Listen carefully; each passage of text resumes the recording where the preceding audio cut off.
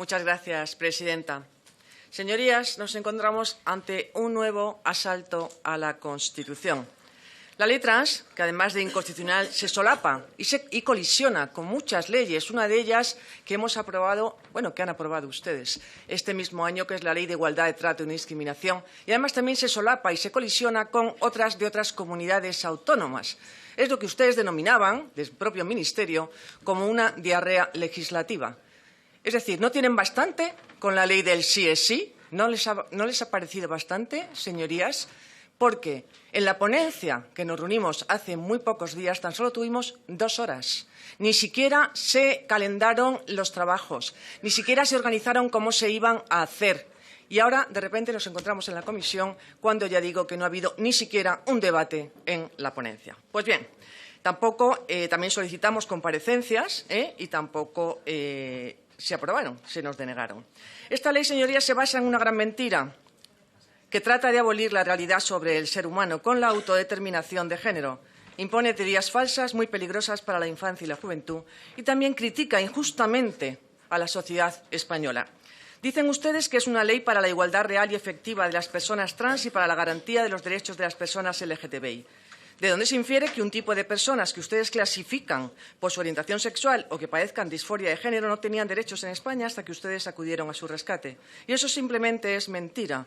Insultan a todos los españoles presentándonos como intolerantes, y eso no es cierto. Prueba de ello es que en la lista Rainbow de la Asociación Internacional LGTBI Europea nos sitúa entre los países más gay-friendly del continente, por encima de Francia, de Alemania, de Italia y de Holanda. No existe en España un problema LGTB, pero necesita dividir a la sociedad en opresores y oprimidos. Lo necesitan, arrogándose la representación de los supuestamente oprimidos. Lo hicieron con las clases sociales, lo hacen con los hombres y las mujeres y ahora lo quieren hacer con la mayoría heterosexual y otras minorías sexuales a las que ustedes instrumentalizan, estigmatizan por motivos distintos a los que dicen defender. Esta ley se basa en una antropología falsa, tóxica y anticientífica. El artículo 3 define la identidad sexual, cito literalmente, como la vivencia interna e individual del sexo tal y como cada persona la siente y autodefine, pudiendo o no corresponder con el sexo asignado al nacer. No sé quién se lo asigna, pero bueno.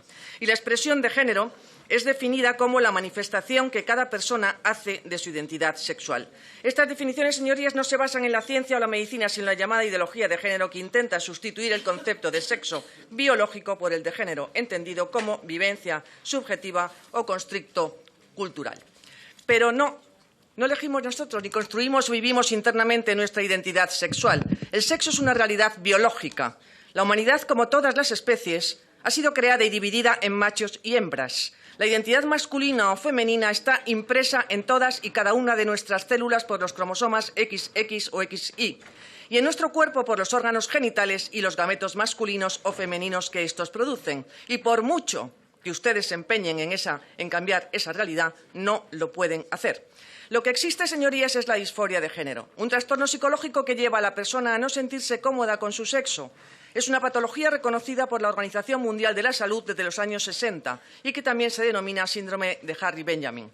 Su incidencia es bajísima y afecta casi exclusivamente a varones. Además, la disforia de género se soluciona de manera natural en un alto porcentaje de casos con la pubertad, que inunda el organismo con la hormona del verdadero sexo biológico. El boom de la transexualidad juvenil al que asistimos en los últimos años en Occidente no se debe a casos de verdadera disforia de género, sino a un siniestro fenómeno de sugestión, adoctrinamiento e imitación. En Gran Bretaña, el número de jóvenes que piden la transición se ha multiplicado por 44 en 10 años, en Suecia por 15, y datos de la sanidad catalana muestran que el número de personas atendidas por supuesta disforia de género pasó de 19 en 2012 a 1.454 en 2021, o sea, se multiplicó por 70.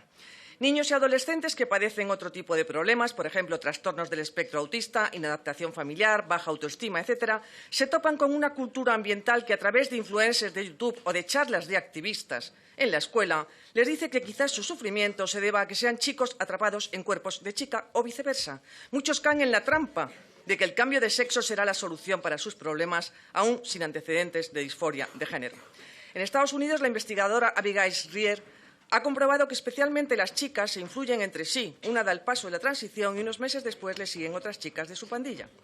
El lobby trans está intimidando a los psicólogos para imponerle la terapia de afirmación, es decir, que los profesionales asuman el autodiagnóstico de cualquier preadolescente que diga padecer disforia de género.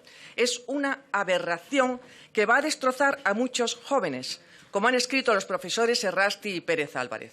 ¿Qué se pensaría si ese enfoque afirmativo se aplicara a las conductas autolesivas, a la anorexia o a las ideas suicidas? La actitud sensata frente a un preadolescente que diga rechazar su sexo sería la espera atenta, indagar qué otros conflictos puede estar encubriendo la supuesta disforia de género, intentar reconciliar a la persona con su cuerpo antes de embarcarla en transiciones irreversibles, esperar a ver si los cambios hormonales de la pubertad resuelven por sí solos el problema de disforia, como suele ocurrir en muchos casos. Se establecen, señorías, en esta ley unos mecanismos para que desde la edad de 12 años un niño pueda iniciar la transición al sexo opuesto. El artículo 38 establece que puede solicitar autorización judicial para la modificación registral de su sexo. También el mismo artículo prevé que los menores desde los 14 años podrán presentar la solicitud de rectificación registral relativa al sexo por sí mismos, asistidos por sus representantes, y que si sus padres no están de acuerdo, se les nombrará un defensor judicial. Y estas modificaciones en ningún caso están condicionadas a exhibición de informe médico o psicológico, atentando gravemente contra el principio de seguridad jurídica. Además, esa modificación registral o transición jurídica al otro sexo no es aislada. Obviamente irá acompañada de una transición social, es decir, el cambio de nombre, de indumentaria y la obligación para el entorno escolar y familiar de aplicarle pronombres del otro sexo. Y a este le sigue la transición farmacológica, es decir, el suministro de bloqueadores de la pubertad que impiden la solución natural de la disforia de género y además implican serios riesgos para la salud. Estos medicamentos están descritos como peligrosos por la Agencia Española del Medicamento. Más adelante se administran hormonas del sexo opuesto. Y finalmente la transición quirúrgica, es decir, la mutilación de un cuerpo sano. Y es el único camino al que le conducen, cuando incluso prohíben en el artículo 17 del texto lo que llaman terapias de aversión o conversión, aun con el consentimiento del paciente, de forma absolutamente totalitaria. Señorías, deben detener esta locura antes de que destroce a más adolescentes. En otros países ya se están volviendo atrás, entre otras cosas porque ya se están demandando a la sanidad pública por haber aplicado tratamientos hormonales y quirúrgicos irreversibles a menores de edad. Véase el caso de Keira Bell, por haberle permitido hacerse una mastectomía doble y ponerse hormonas masculinas cuando carecía de madurez para ello. Esta ley, señorías, va a producir daños irreversibles. Y ustedes podrán apretar alegremente su botón al votar porque resultarán impunes, pero ustedes serán los culpables.